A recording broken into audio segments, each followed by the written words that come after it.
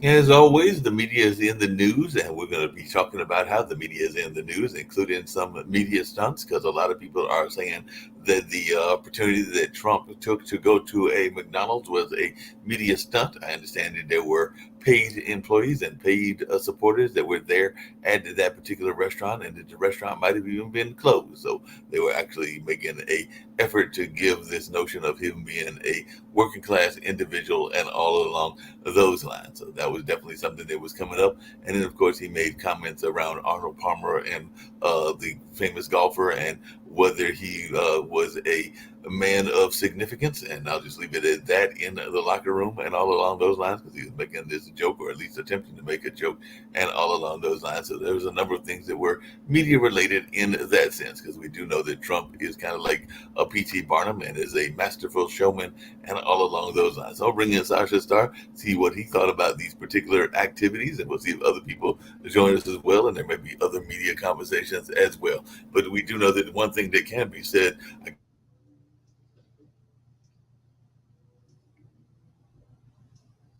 that Donald Trump has never met a camera that he doesn't like. I mean, there's some people in the civil rights field that folks may feel the same way about because I've heard that same accusation about Al Sharpton and others. But definitely, it looks like he was trying to make it seem as if he was in good shape and was able to cook some fries and maybe even make a burger or two and all along those lines. But what was your take on this latest media stunt from Donald Trump as he sat there and decided to go to a McDonald's in Pennsylvania and show that he knows how to work the activity and all along those lines? Well, I think that he is in desperate situation where he will try anything to improve his chances for to winning election. I don't think that this particular stand will work for him very well because whether McDonald was open or it was not, obviously it was staged presentation, and I don't know how many people would pay attention to that, if any, and how well it will work for him, which I doubt a lot. But I would like to talk about something very different, it's just happening right now, and Yeah, we go for don't it. know how it will, where it was going to take us. It just became known that enormous leakage of highly secretive information just happened in United States. We are talking about leakage of information, whereas it's been known for years, if not longer, that US is spying through satellite network, through other means of surveillance about everything what not friendly governments are doing, but even friendly ones as well. We remember very well the scandal with Germany when it was obvious that US was spying for, at that time, Chancellor uh, Angela Merkel. And it's been known about leakage of some documents, secretive documents, a few months ago by somebody with the name Textera. And but that was information that's been around like for some time there, and it was not obvious how um, harmful is for US and its friends. However, what's happened now, and we cannot come to any conclusions yet because it's just developing breaking story.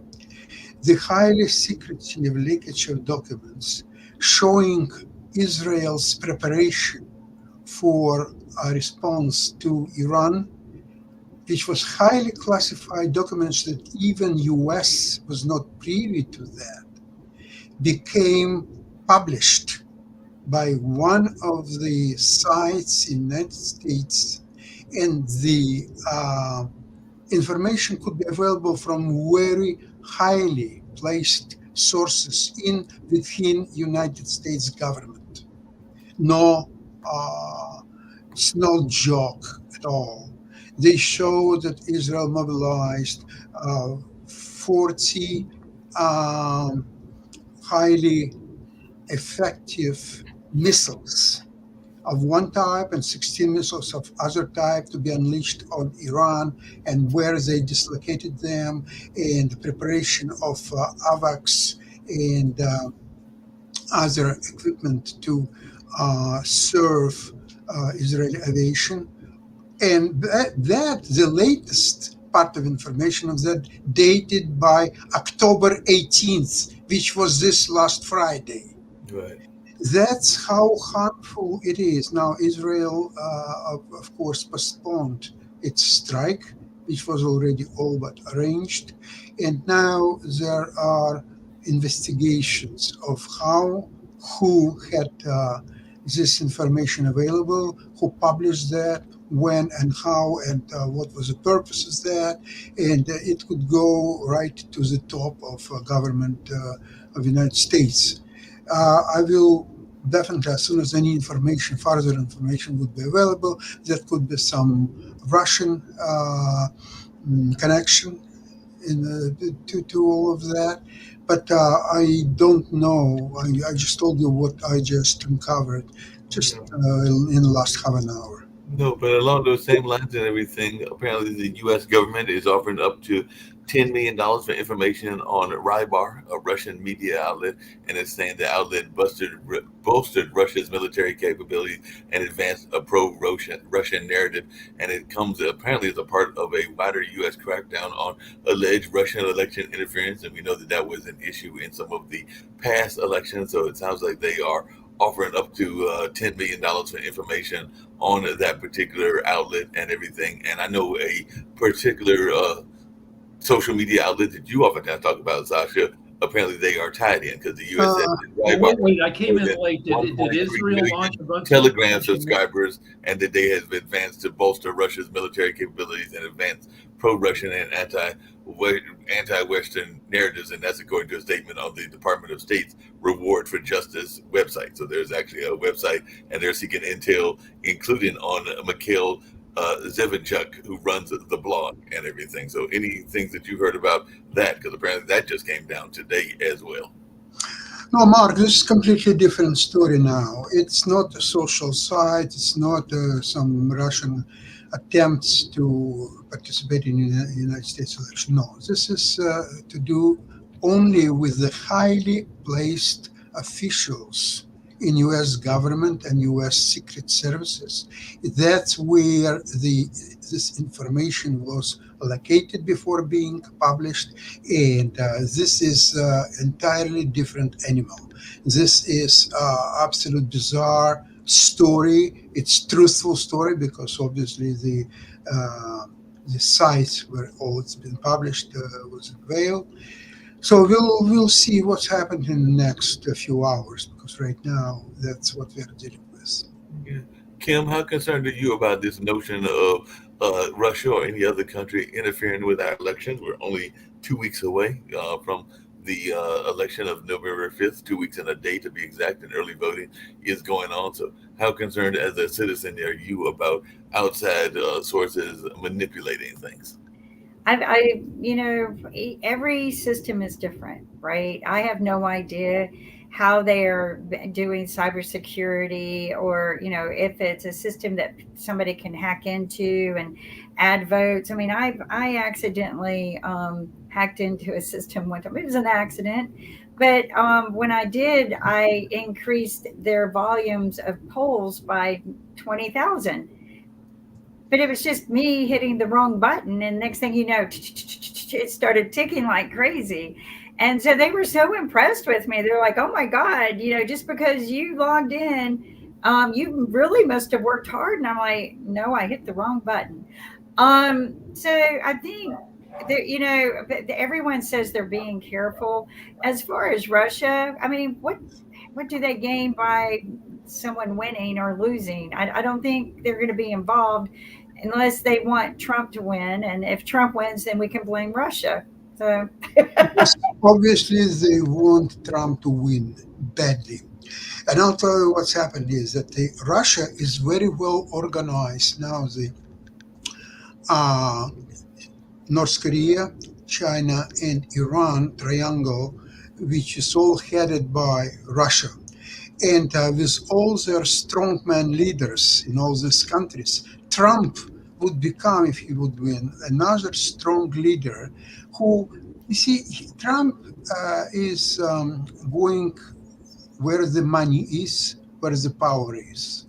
And the money and power, and when he famously asked, "What's in it for me?" So there will be a lot for him by aligning himself with the strong leaders, of which I mentioned already, rather than democratically elected leaders, whether it's UK or France or Germany or so on, because his famous question, "What's in it for me?"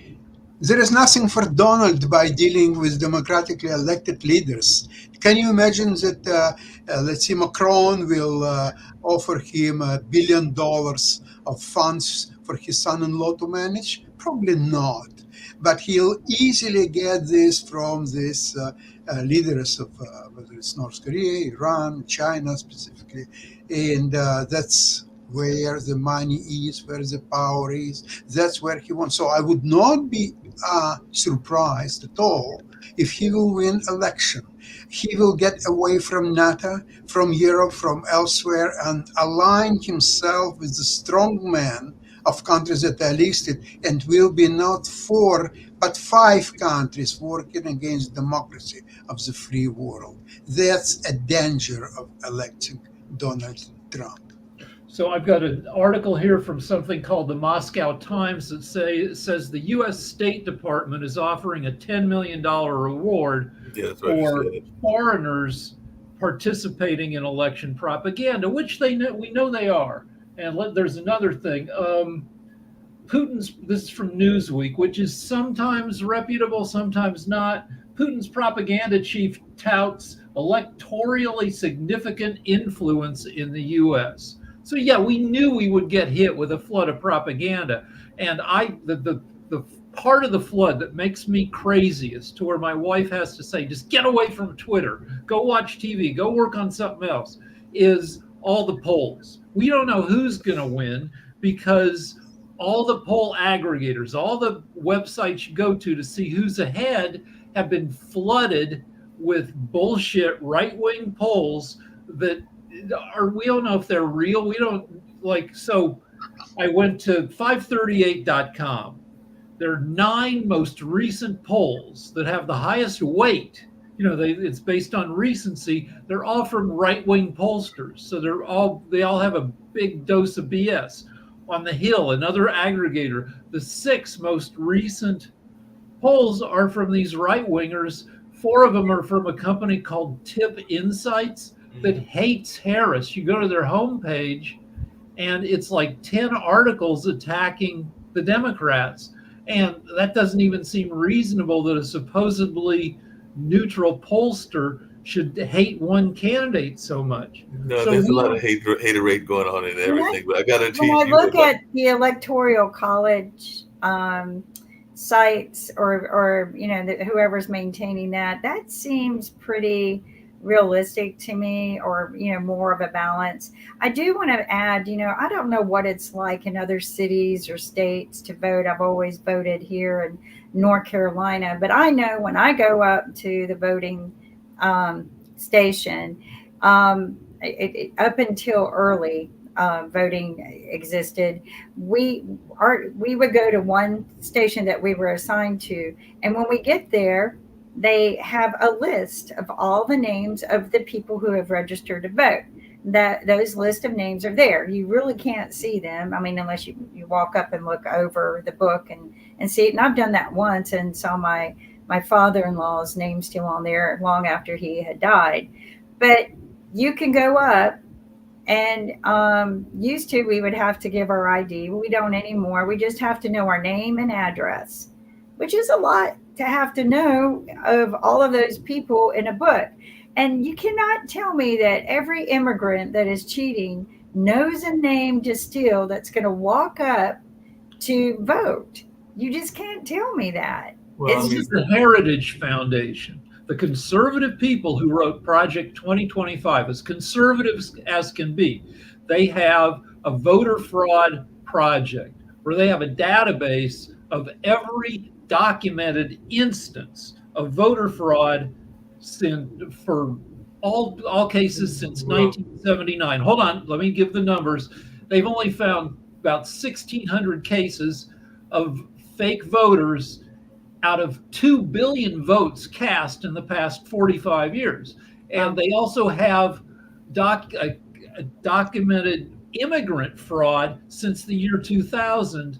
Over a total of 1 billion votes cast, they've only found 24 immigrants out of 1 billion casting fake votes. Well, one of the current commercials going, and I'm sure you've seen it, Kim, is that supposedly after the elections, and I think it's nationwide, you're supposed to be able to go and see this database of who's voted and not voted, because I've seen that ad running several times. It talks about getting people out to vote, and it says that starting after this election, you'll be able to do like a search as to who has voted in your family or not voted. And I don't know how I really feel about that, because that could be an infringement of people's rights, because maybe they don't want you to know who they voted for. And I think that the commercial says that you'll be able to see who they voted for, but I know it definitely said you'll be able to see whether they voted or not and everything along those lines. So that could be interesting, but that's been a commercial that's been running now for a while. And so if you don't trust the polls and you don't trust the betting market and you want some real data about how people might be voting,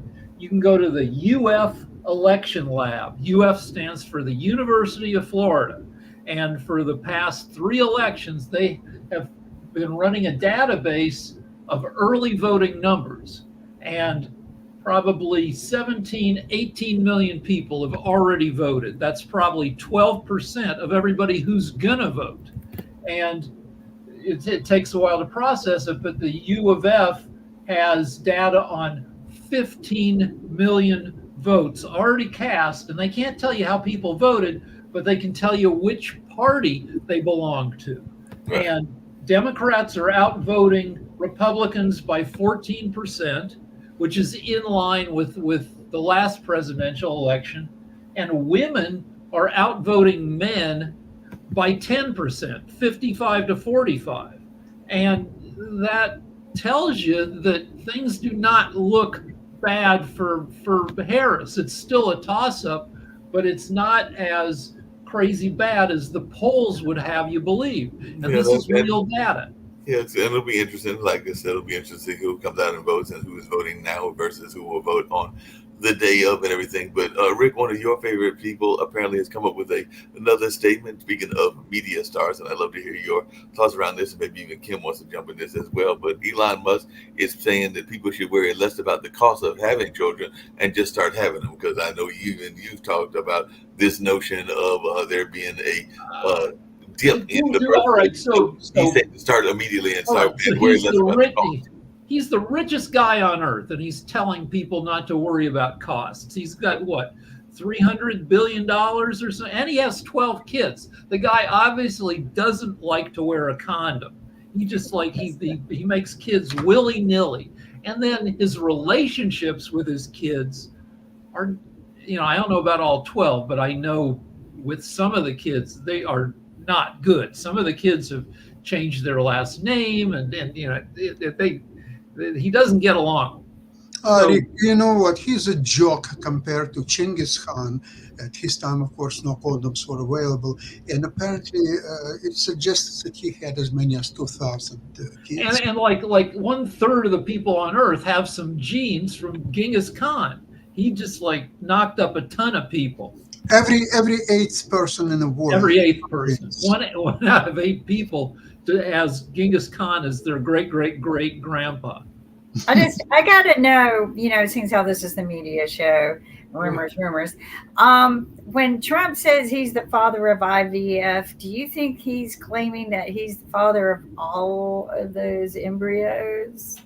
No, but I mean, Trump just says whatever at this point.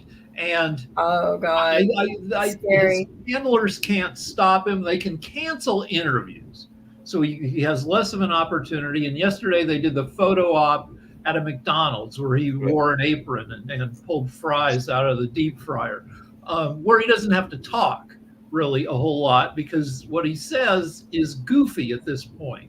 Well, he's singing and swaying now instead of speaking at his rallies. Yeah, he stops and just starts, okay, let's sing. And, there's definitely a question about whether he would be fit for office, but I'm sure JD Vance has no problem with that. So. The nutty behavior does two things. One is they can't stop him from doing it. No. And two is it's like that quote from 2016 where he said, I could stand in the middle of Fifth Avenue and shoot somebody and I wouldn't lose any votes. And he's doing this and he's like, nah, I'm not, nobody, sorry, Dems, suck it. I'm not going to lose any MAGA votes no matter what I do. And he's gleeful in his. I mean, it is a tactic that's easy for him. I think the people are going to be seriously shocked and disappointed, especially the ones who think that he's going to make the economy better for them, which was, some talks that we were having on the previous. And I've had talks with other people about this, that it's not going to get any better whether he's a president or Harris.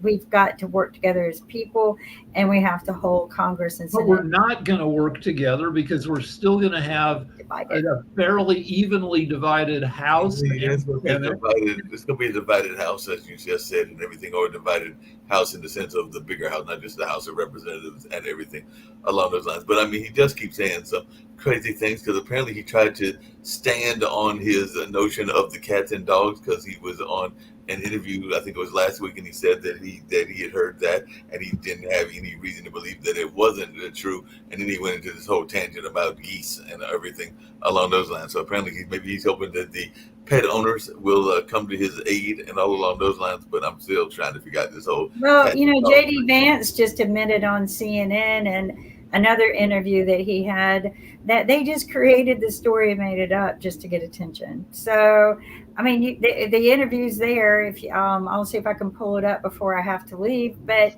JD Vance just sat there and said, "Yeah, we create the stories. Yeah, we make them up. So big deal." And you know what? That's the way it is because there's Republicans and then there are people who worship Trump.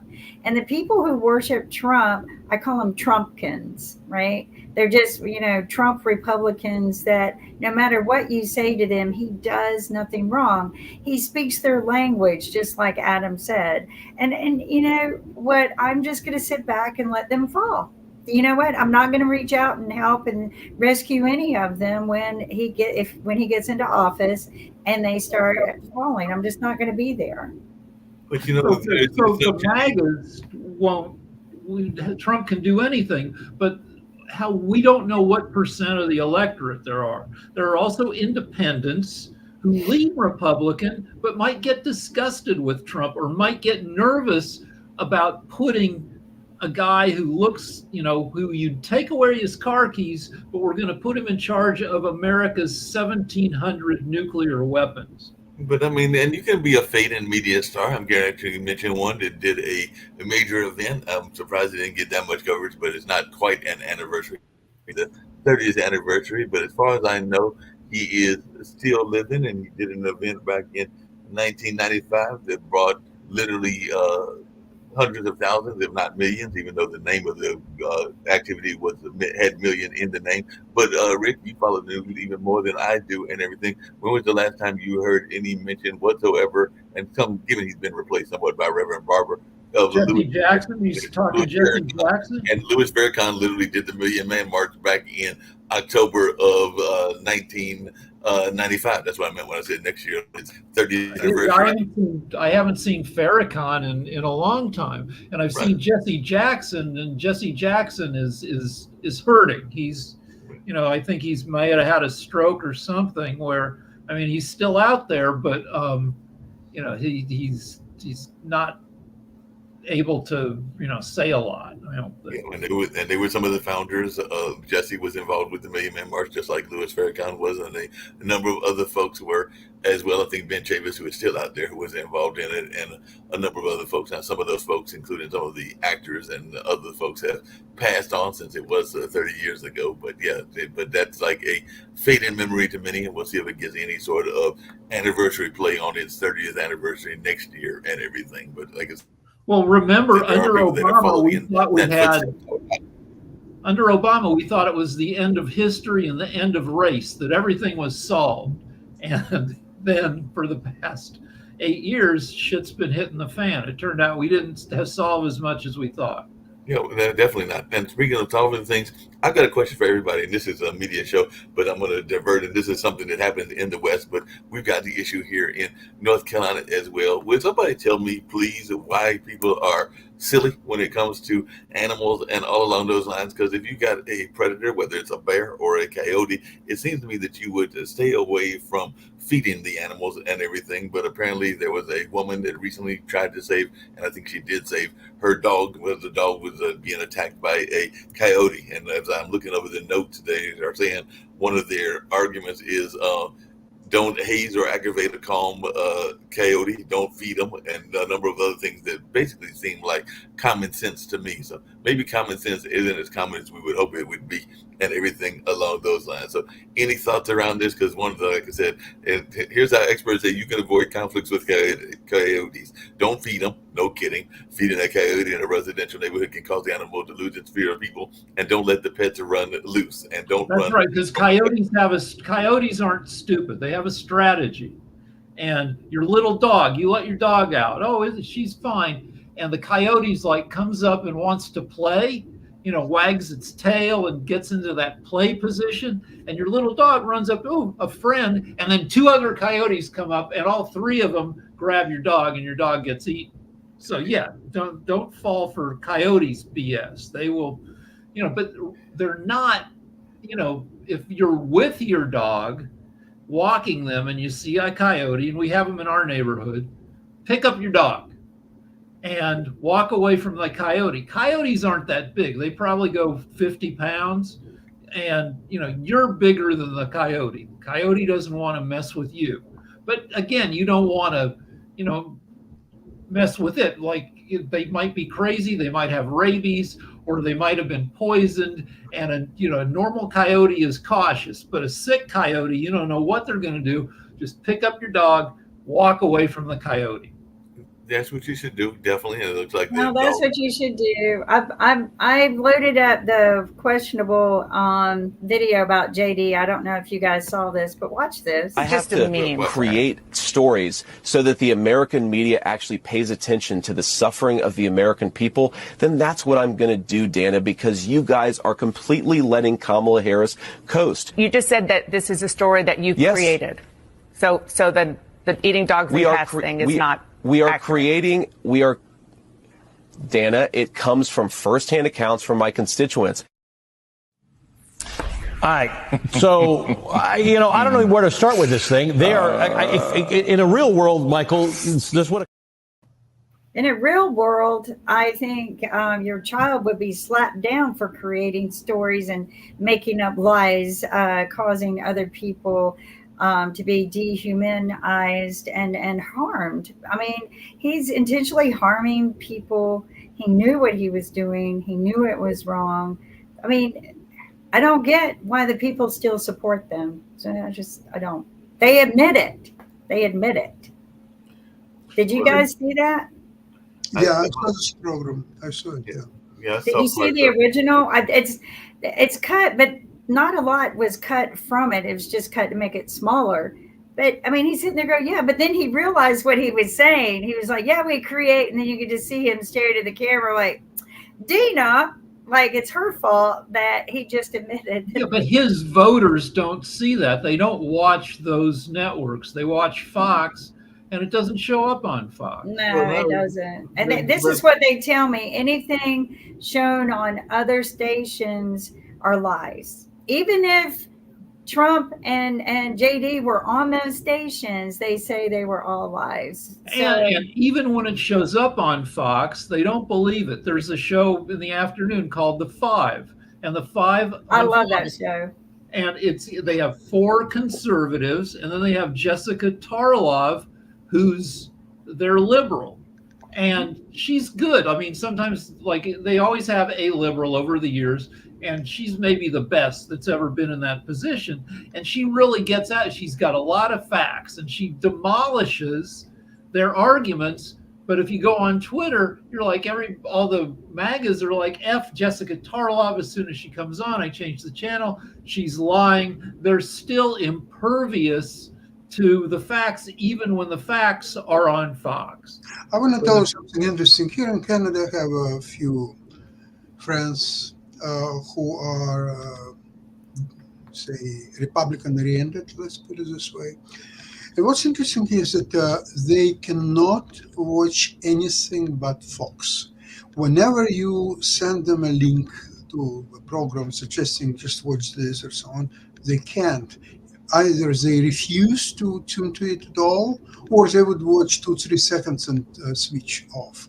Now, when they send me some information about some Fox programs, at least for curiosity, I'm watching it just to find out what their arguments are, and so on. But those who are Republican-oriented, they simply cannot watch even 2 seconds. Just can't. Did you think that Bret Baier intentionally played the wrong video? Yes, he did. Because he's too big and too experienced to pull a wrong video off like that. But to come back the next day and apologize for it rather than, oops, I'm sorry, Kamala, let's get the right video clip in while we're talking. He didn't do that. Yeah, but Kamala reacted right away, and she did fantastic. And she did well. She was like, that is not the video clip. That is the wrong video clip. And he's sitting there just, haggling her and harassing her rather than fixing it. And to me, that showed total disrespect to another person that you're interviewing. If I owned that network, which of course this is what they wanted, controversy, he'd be fired. He would be intentionally lying. Intentionally. But Fox News viewers, they Love don't care. Yeah. And Bret Baier is actually one of the better journalists at Fox. I sometimes he is fair. He wasn't fair in that tactic, but he's got to walk he walks the halls of Fox, and he has to deal with his coworkers and his bosses, and who knows. He's lost a lot of respect from me. I used to watch him. To be fair, he has admitted that his own mistake, because I've watched several interviews, including him being interviewed, where he has said that he was wrong and that was the wrong. He was wrong, and he knew it when he was doing it, and he didn't correct it. And he's an experienced enough journalist to be able to correct something while he's in the middle of an interview. He knew exactly. And the interviews the next day, he didn't really apologize. He didn't apologize. No. But does any of this matter, really? Because I think it did during the interview. I think if he had played the right video, it would have displayed exactly what, Harris's interview would have been emphasizing. Instead, he just made a complete mockery and wasted airtime, having her come back and say, you're wrong and you're not playing the right video. So, that was a total waste of airtime. Even if I supported Trump, if I bought any ads during that airspace, I'd be asking for my money back. Everybody says boycott Fox, boycott their advertisers. The deal is Fox makes most of its money not from advertising. I know they make it from it's part of your cable bill. You pay. Every cable subscriber pays a couple bucks a month to subsidize Fox News, and you don't really have the choice to not get it and to not pay for it. Right. And unfortunately, it is one of the major networks that will always be there, but they have proven to not only lie, but to just tap dance their lies rather than, and this is an experienced journalist. I would have gone along with the game if it was a lesser experienced journalist. Even Kelly, what's her name? I would have said, okay, that's so typical of someone without experience. But I think that, and he's not going to get fired over it. His apology wasn't an apology. It was just an interview explaining that he played the wrong video. And, to them, big deal. I pray for two things. I pray for Jesus to come back and rapture all the biggest jerks on the planet off the planet. And I also pray for Mark Cuban to take some of his billions of dollars and just buy Fox and clean it up. or buy his own network and beat Trump to the punchline. I think that's going to make the biggest statement. And Mark Cuban has a really good policy or program to help lower costs for pharmaceutical. I want him to take that and move it towards lowering costs for medical care as well. Yeah, I mean, but that's what he's doing. He's not sending things in space. He's taking his money and investing it to do and find solutions for the people. And that's the difference between, I think, Mark Cuban, and I heard you guys talking about Elon Musk. And, Shaq was allowed to do a lead question. Of course, they jumped all over me when I did something I didn't think was a lead question, but everybody thought it was. But the thing is that Elon Musk isn't a good candidate for a leader. You need a leader, not a lagger. And you need somebody who's there for you, not their own monetary gains. And so far, everybody in office right now is there for their own monetary gains. So, I mean, Musk is a pretty scattered guy. He's good at smart. And he's smart. He's good at getting government contracts. He's a good administrator of some of his businesses, but he's all over the place. So, you get And I want to, debunk something that was in Trump's interview on Bloomberg the other day that a lot of people don't understand or realize the truth in the story, maybe fact checking a little bit because he was just telling stories of people he met.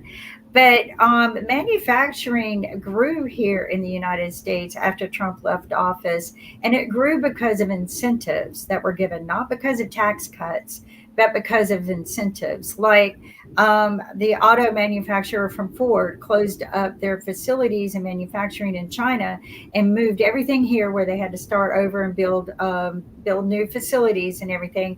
But they did all of that because of incentives given by the government, such as the government promised, if you start manufacturing here, we'll buy your products. So, and that was a huge incentive. I was sitting there when it happened, and they came in and said, we're closing down our facilities in China and we're building new ones in America. And other companies followed suit because of incentives. So we have an entire hour on this network, Economics with David N. Walker. And the theme of that show is that neither candidate and the government in general has no solutions for reducing the budget deficit. But what I disagree with that, because Kamala did say it in her debate, but nobody listened. But it was in her opening statement. All right, but it's still not going to happen. But it was in her opening statement. You just had to listen and do the math. All right, but still, regardless, whoever gets elected, we're still going to spend more than we take in through taxes. Always. But the one way to reduce the impact of the deficit is to grow our way out of it. And the way you do that is you throw money at industry and say, come here, hey, the rest of the world, come here to make your stuff, come here to go to college, stay here to to grow your industries. And so we can do that. We need to be.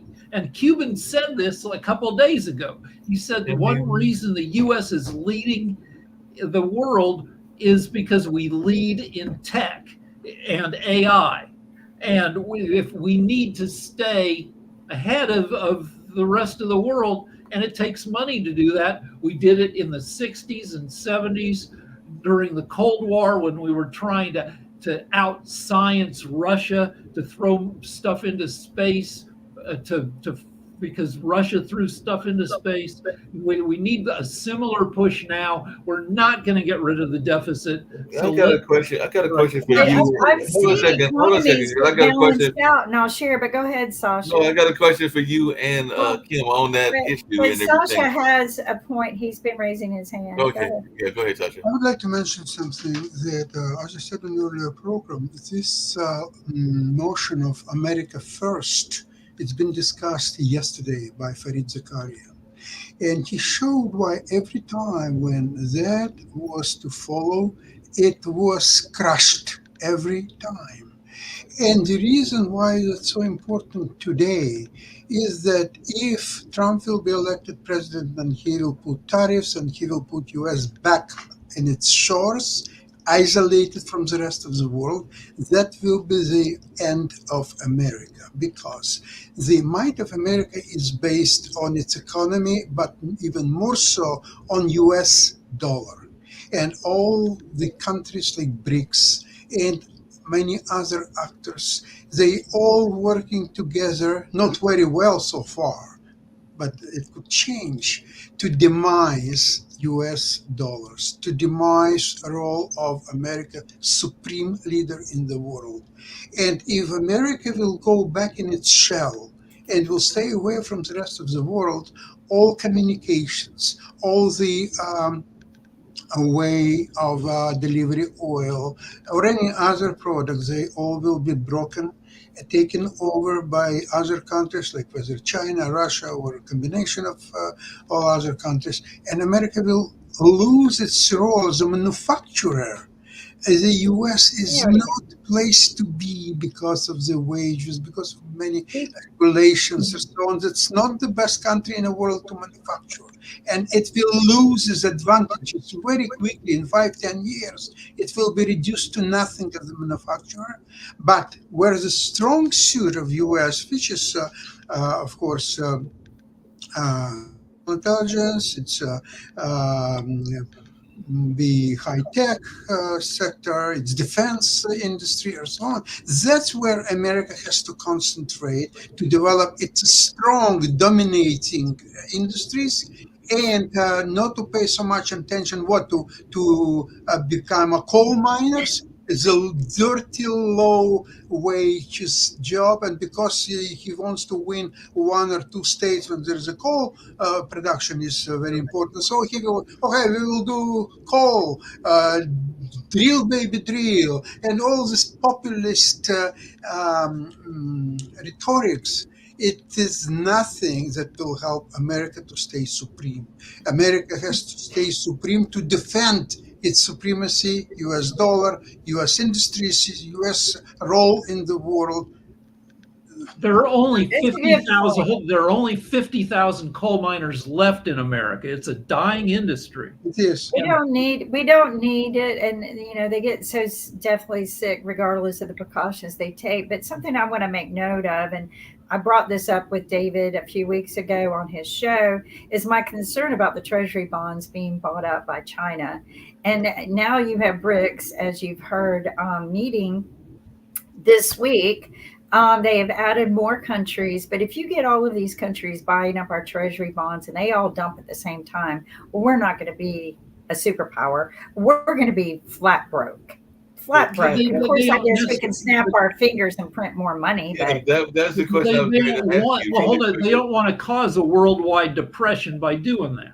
But they won't. They'll cause us to go under, just like Greece did. Yeah, and we'll drag a lot of the world economy. But when Trumpers say America first, they mean America only. As Sasha said, they mean isolated. We are only 4% of the world's population. We need to trade with the rest of the world. That's how we make money. That's how we suck those talented people out of the rest of the world to come here to go to college and to work. And we need to keep America as, what Reagan called it, the shining light on the hill. Well, it's a shining light for business too. You want to come over here to live large and work large.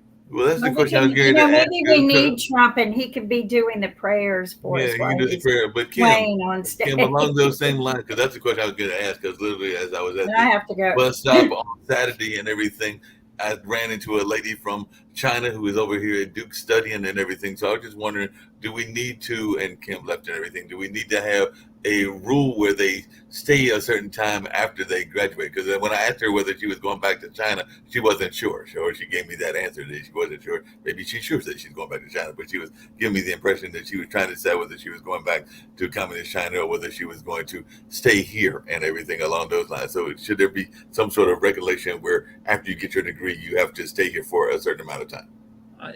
They can do a study of it and see what actually happens. I would guess that we probably do better by letting people do what they want to do.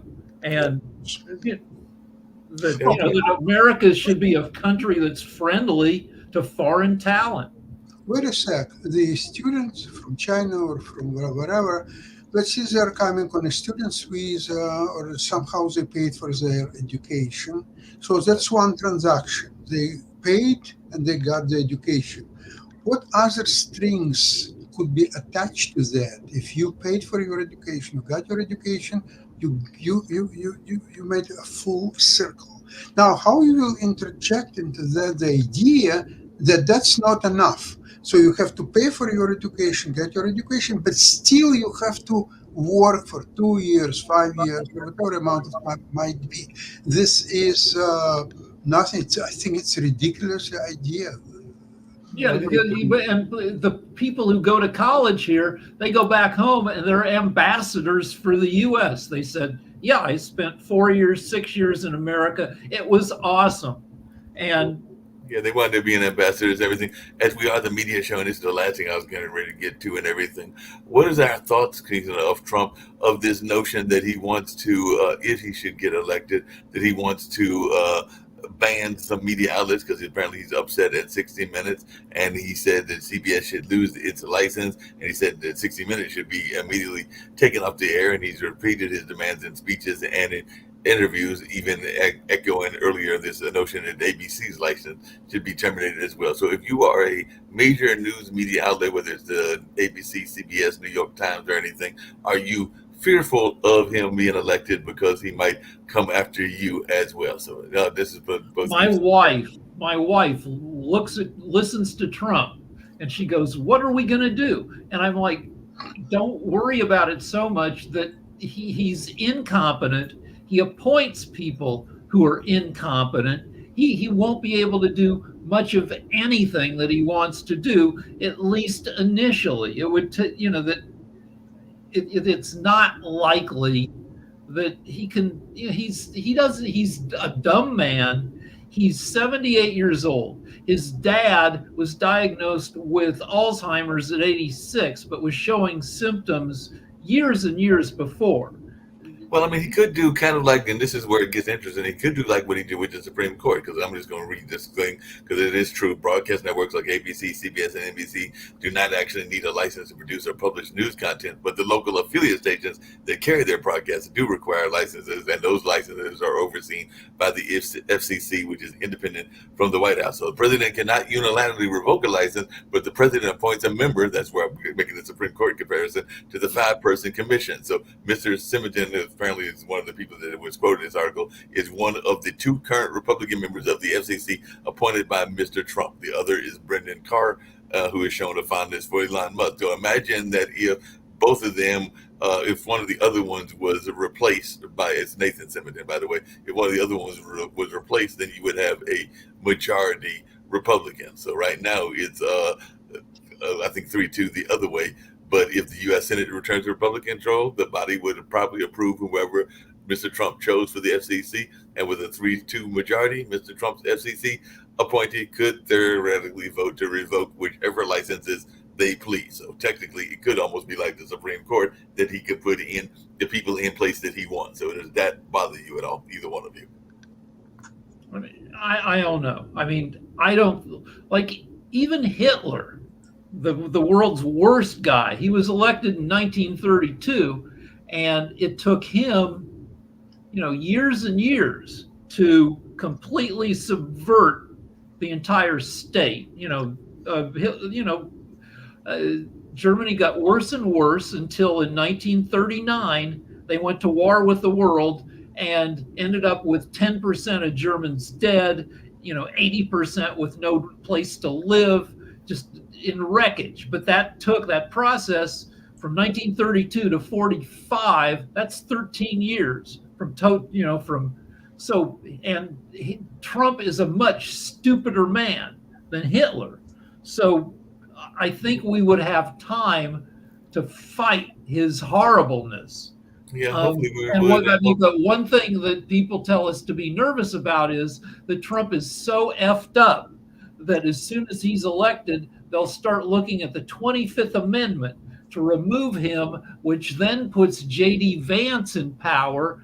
And J.D. Vance he's the toy of of tech billionaires. They financed his rise. And he's also kind of a Handmaid's Tale, women-hating guy. So that's a scary thing because he's young, he's smart, he could probably do a lot more damage than frickin' decaying Trump could. Yeah, I would like to mention something very important. When that will happen and J.D. Vance will become president, number one, what he's going to do, he will pardon Trump from all his crimes and all the charges against him and everything else. Because the only one purpose why Trump wants to become president is to avoid jail times in one of, or maybe more than one processes against him. He will be definitely convicted and thrown to jail.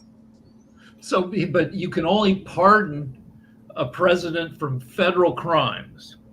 Yeah, that's right. That's right. So there are, like, he was convicted of state charges for fraud in New York and has yet to be sentenced for that. Yeah.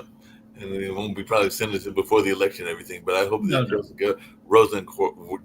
Jessica Rosenworcel is correct, because she made a statement, and I know that even our founders and Kim is left might argue this point, because she says these threats against free speech are serious and should not be ignored. The FCC does not and will not revoke licenses for broadcast stations simply because a political candidate disagrees with or dislikes content or coverage. So that's what they claim. Now, whether they do that or not, that's another question, because technically speaking, I guess we can say that social media like Facebook and stuff are part of the media as well, and they're part of free speech, and we know that they will get rid of things that they don't dislike and everything. So it'll be interesting to see how this all plays out and everything, and whether he has more control than not, or whether Mr. Vance has more control or not.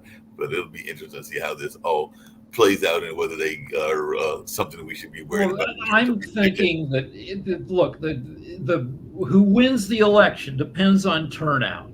Mm-hmm. And if you're a reasonable person who looks at Trump and says this guy should not be in charge of the country and our nukes and our health care and our jobs, then make sure that your registration is in order so you can vote, and get your friends and family to vote.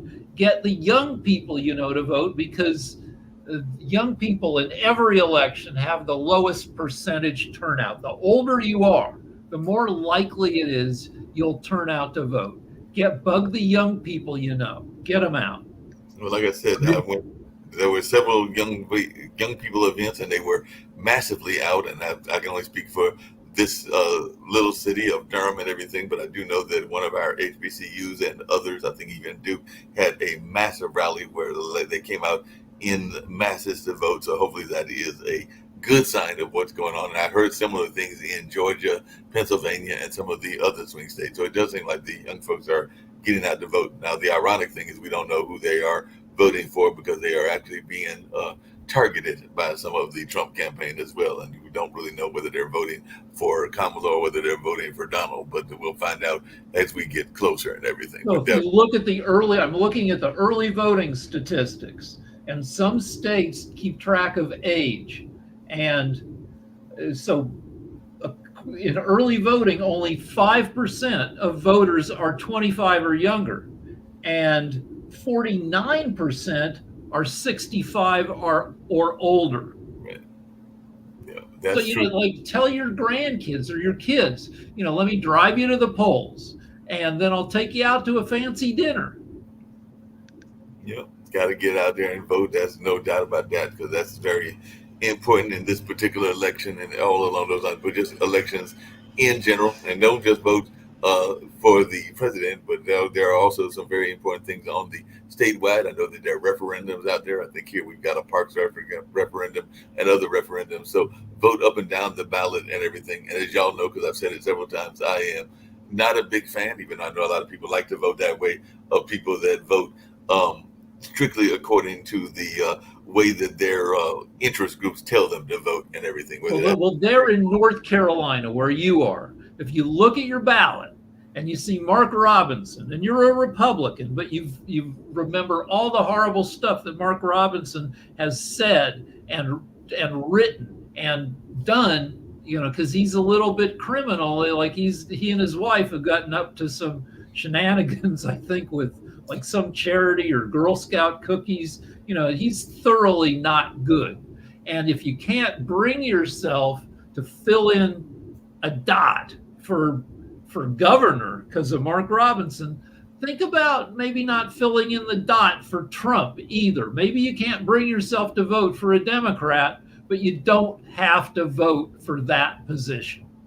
That's true. You don't have to do that at all and everything. Well, we're going to get on out of here. Any final thoughts? Me and Rick have been dominating the last thoughts, Sasha, as we get ready to get out of here. And we've got other programming, including Dr. Anthony, who'll be talking about education later on this evening, and Maxine, who'll be talking about business leadership and stuff along. I would like to suggest that all the polls, they are highly unreliable.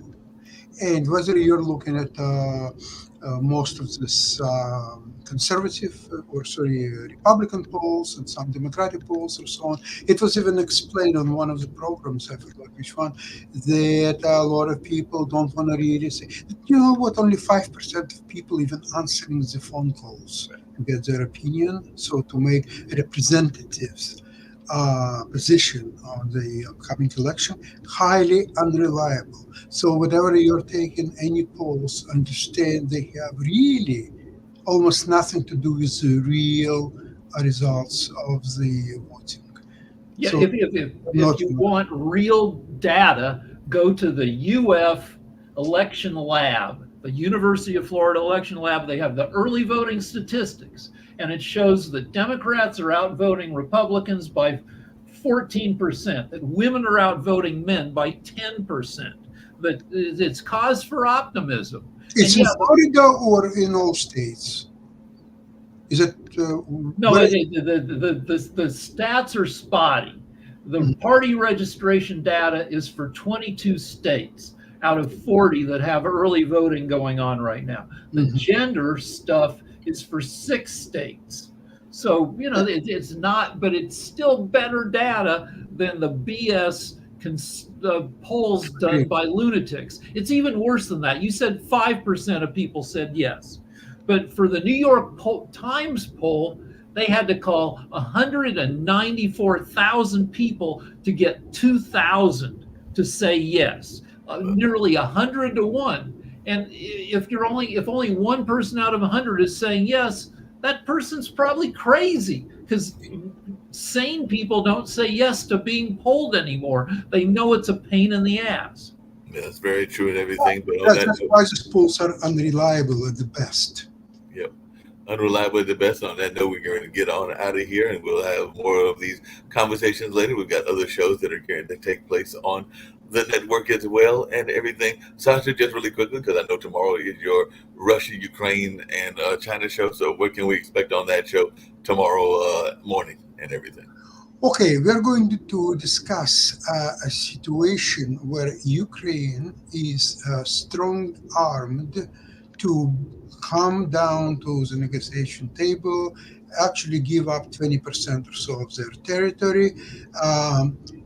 That could be discussed if, as a result of them agreeing to that, they will be accepted to NATO as to be defended against further attacks or future attacks of Russians.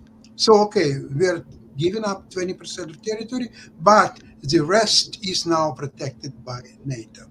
However, lack of that, and so far nobody really voiced that, yes, okay, once you do this, we will do that. Even that is just a proposition. So now when Russians are exhausting their means of the live soldiers, the ammunition, weapons, they're now bringing in North Korean armies to fight for Russia and getting still some stuff from Iran and China and all that stuff. I really don't see where you, with Trump or without Trump or any way, I can see very clear position of Harris, what she's going to do. She is going to continue to at least supply Ukraine, as Biden done so far, or denying Russia, with the help of North Korea or Iran or anybody, to have a decisive victory. And if it's not happening, Russia is getting exhausted, much more than Ukraine, although it has much more resources. But the quality of these resources and the enormous sacrifices were, see, Russia, because they play for a victory of Trump in the election, they're getting losses as at least 1,250 men a day. They don't care because they want to grab as much territory as possible until election on November 5th to show, okay, now we have 22% of Ukraine, 25 maybe percent of Ukraine, but they're not getting there. They're getting village by village. They're spending enormous amount of men, their weapons or so on, just to get ahead 500 meters or so on. So it's ugly what's happening there. And especially lately when Ukraine made a mention that Ukraine historically was a nuclear power, and it would not take much for Ukraine to resume its status of a nuclear country. Now that throws away not only Russia, but even the West. Because once the nuclear arsenal, one way or another, will be used even once, doesn't matter by Ukrainian or by Russians or both, that will indicate now all-out war, and very quickly it can escalate. This is something what West probably will be scared of more than anybody else. So now West would have to evaluate this possibility in talks with Russia, Ukraine, but it's again, we're coming back to the results of the election. What's happened as a result of election, and I doubt very much only one thing, that Trump will end the war in 24 hours, or 36, or 48, or 72, or 3 months, or 6 months, or whatever it might be. And on that note, we're going to get on out of here. Great analysis, and we'll be back with more conversation later on today and on tomorrow as well. So look forward to seeing you two gentlemen on tomorrow.